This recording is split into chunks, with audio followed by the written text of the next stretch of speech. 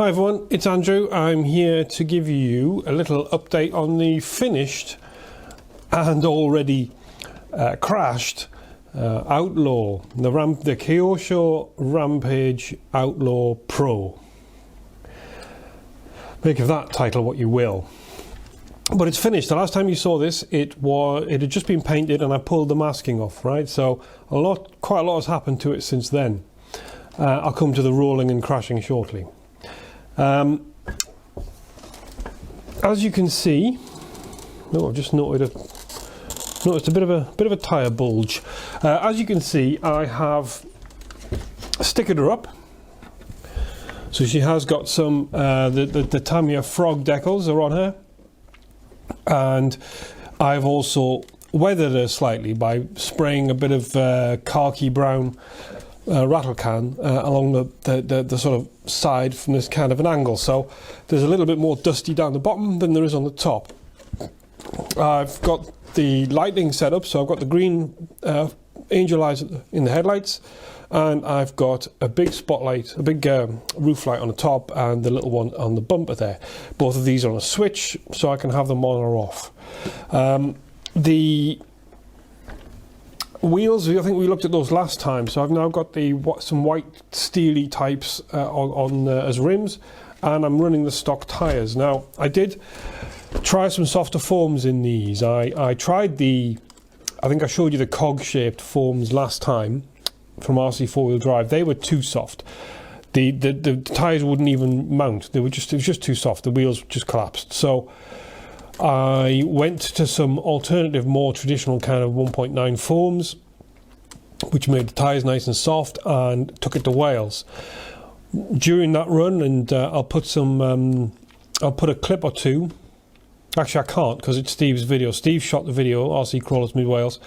It is up on his channel, so go and check it out. I'll put a link up here, and you'll see a lot of tyre squash, a lot of tyre roll, and indeed it popped off the beads on the front. So since I returned, I have put the original very hard foams back in.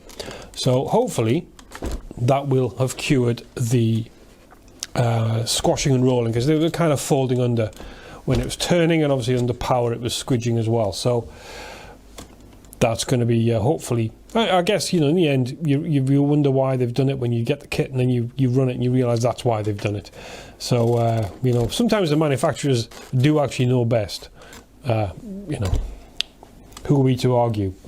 Funnily enough, with these putting these bead locks on was a bit of a pain. I've had to use the original Kyosho inners for the bead locks because I couldn't get the tyres to mount on the supplied usual metal ring. I think the tyres and the inner ring are kind of made for each other. I don't know which is non-standard, but that's what I had to do. If you have trouble with yours, try that. The chassis basically was fine, except for I did have some issues with the steering link.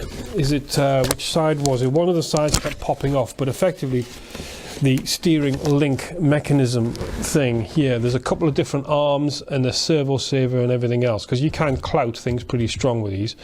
And remember, it's only rear wheel drive, so don't worry that the tyre spins. They kept popping off their little, it's like a ball and socket arrangement on each link, and they kept popping off. Every time I clouted something, basically clouted the scenery, the link would pop off, and obviously the steering would then flap about. So a little bit of muscle to clip it back on, and then I stopped hitting the scenery, and it was all good. And the normal running, I didn't get any problem with it. Jumped it, rolled it, span it. It was fine. So, and I've also put the interior in, which you may just be able to make out there, that there is a figure and some seats, and I'll get the camera in and we can have a little closer look at the truck. So, yeah, looking at the front then, you can see there's the Angel Eye installation. So that was fairly straightforward. I've just cut away the standard light bucket a little further. I haven't mounted the lens or any glass in front of it, so I've got the original silver light bucket reflector, which you can see there, and then the Angel Eye lens just sits. Can you see that? There you go. So it just sits. It's just sitting there, poking through. Inside, There you are, you can see it there. You see the light sticking through? So I was concerned that it was going to be a little bit too intrusive, but it seems it isn't. So moving back up the shell, I've got some black body clips instead of silver ones. You can make out that there is I've put some windscreen wipers on. So these are, well, movable.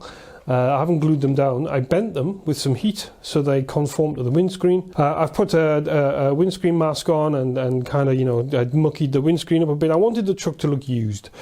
I didn't want it to be factory fresh. I've also done some of the panel lines, as you can maybe tell there. You see around the door edge. You see some here, and you can see on the bonnet there is, you can see the kind of brown panel line I've done there. I didn't want to do black because it's a bit too much, you know, visually. It just needs a kind of dark shadow in there. So, yeah, so there's the driver in there. You can see him, can you? Hopefully. There you go. So he's a bit high, a bit tall, a bit big. I know, he probably should be sitting a lot lower than he is, but such is life. This, of course, is a short course interior truck. Short course truck interior inside, and I think it's meant really for a wider rig than this. So the seats are really far apart, squashed up against the doors. You know, c'est la vie. Let's see if I can get you in even closer. There you are. So you can see a rather detailed, rather spectacular looking interior in there. Lots of little dials and things. That's a Killerbody short course truck interior, if you can still find one. So it comes with a couple of seats which are also in there. So yeah, there's the other seat, laid back as it is. It was a real nightmare. I'll take the shell off in a minute and show you, but it's a real nightmare getting the interior to fit. But I like it. I like having something in there, I like seeing the guy as it goes past. To the back of the truck, what have I done here? Well, I've painted silver panels just to give it some differences. I have ordered, I think, some fire extinguishers I'm going to put on the uprights. But the most obvious thing, most important thing, I guess, for me is I've put some lights on the back. So I put a couple of fog lights on here, a couple of spotlights, run the cables through, and so I've got lights front and rear, which I think is important. If you again look at the video, you'll see the two lights working on there. Before I take the shell off, what I do want to say is this is really handy for battery changing. Taking the Lexan off is quite difficult. There's lots of clips and things to do, but you don't need to because the battery just goes in there. Okay, so the chassis itself is a funny looking thing. I've done a few bits and pieces to make it even funnier. I'll put a vegetable tray here just to stop a lot of see-through thing going on. Underneath there is the receiver and the servo. We've got the electronics are in there under this sort of shell. So looking at the underside of the Lexan, you can see there's the big Angel Eyes light with all of its wires. There's a little switch here which I've put on the underside of the wheel rim, the wheel arch, to turn the white lights on as well. So a tiny little switch there. It's probably got soaked and doesn't work anymore, but that was the idea there. You can see the interior taped and bolted at the back. There's a massive set of cutouts here to fit this frame. This frame was a big problem as far as the interior goes. This frame, big problem. So I've cut the top center, the top run out of it. So there's now just a sort of V-shaped channel, which allowed me to get the interior in underneath it, but the seats and the driver sit kind of on these posts, which is uncomfortable for him and meant an awful lot of cutting out had to be done. So there isn't a lot of floor left to actually secure the seats to. So he moves around quite a lot in the truck. He's only, because the floor kind of wobbles. It's not a terribly satisfactory arrangement, but he's not complaining. But there you go. So that's the update. That's the finished Kyosho Outlaw. Thank you for bearing with me. Thank you for watching, and I hope you enjoyed the video Steve did. Give it a like and subscribe. Go see him. And yeah, thank you for watching. I'm going to now start taking a very filthy Unimog TRX to pieces. Hey ho, it's not my favourite job maintaining them. Stupid mud, stupid terrain.